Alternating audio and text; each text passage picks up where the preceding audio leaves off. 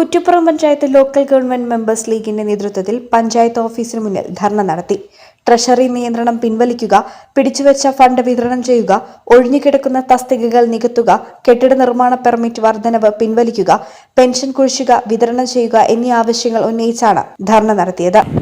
മുസ്ലിം ലീഗിന്റെ പോഷക സംഘടനയായ ജനപ്രതിനിധികളുടെ സംഘടന ഒരു ധർണ പഞ്ചായത്ത് ഓഫീസിന് മുമ്പിൽ വെച്ച് നടത്തുന്നത്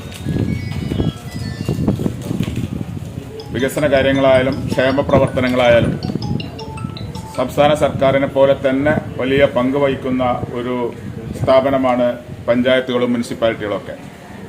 എന്നാൽ ഇന്ന് സംസ്ഥാന സർക്കാർ ഒരു കാര്യം വികസന കാര്യങ്ങളായാലോ ക്ഷേമ കാര്യങ്ങളായാലോ എല്ലാ കാര്യങ്ങളിൽ നിന്നും പിൻവലിച്ചുകൊണ്ടിരിക്കുന്നു മാത്രമല്ല ചെയ്യുന്നത്, തദ്ദേശ സ്വയംഭരണ സ്ഥാപനങ്ങളുടെ അവരെ ഓൺ ഫണ്ട് വരെ പിടിച്ചുവെക്കുകയും പൊതുജനങ്ങളെ നാട്ടുകാരെ ബുദ്ധിമുട്ടിക്കുന്ന തരത്തിലുള്ള ഒരു സാഹചര്യം ഉണ്ടാക്കുകയും ചെയ്തിരിക്കുന്ന വളരെ പ്രയാസമുള്ള ഒരു സാഹചര്യത്തെ അഭിസംബോധന ചെയ്യുകയാണ് ഇന്ന് മുസ്ലിം ലീഗ് പാർട്ടി.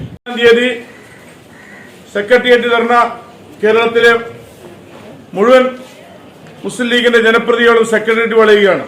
നമുക്കറിയാം, അതിന്റെ ഭാഗമായി ഇന്ന് എല്ലാ തദ്ദേശ സ്വയംഭരണ സ്ഥാപനങ്ങളിലേക്കും മുസ്ലിം ലീഗിന്റെ പഞ്ചായത്ത് പ്രതിനിധികളുടെ നേതൃത്വത്തിലുള്ള ധർണാ സമരത്തിന്റെ ഭാഗമായിട്ടാണ് കുറ്റിപ്പുറം ഗ്രാമപഞ്ചായത്തിന്റെ മുന്നിൽ ഇന്ന് കുറ്റിപ്പുറത്തെ പഞ്ചായത്ത് പ്രസിഡന്റിന്റെ നേതൃത്വത്തിലുള്ള മുസ്ലിം ലീഗിന്റെ ജനപ്രതിനിധികൾ ഇവിടെ ധർണാ സമരം നടത്തുന്നത്.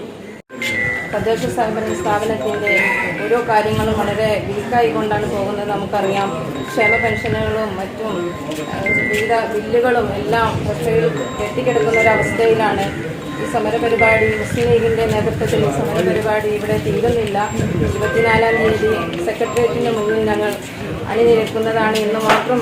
ധർണ പഞ്ചായത്ത് മുസ്ലിം ലീഗ് സെക്രട്ടറി അബ്ദുറഹ്മാൻ മാസ്റ്റർ ഉദ്ഘാടനം ചെയ്തു. പഞ്ചായത്ത് പ്രസിഡന്റ് നസീറ പറത്തൊടി അധ്യക്ഷത വഹിച്ചു. സിദ്ദിഖ് പരപ്പാര, ഫസൽ അലി ഷഖാഫ് തങ്ങൾ, KT ഹമീദ് എന്നിവർ സംസാരിച്ചു. അബൂബക്കർ, അഷ്റഫ് അലി, ജാബിർ മാസ്റ്റർ, റമീന, ബേബി, മോസിന എന്നിവർ നേതൃത്വം നൽകി. News bureau, Kuttippuram. Fertech Industrial Park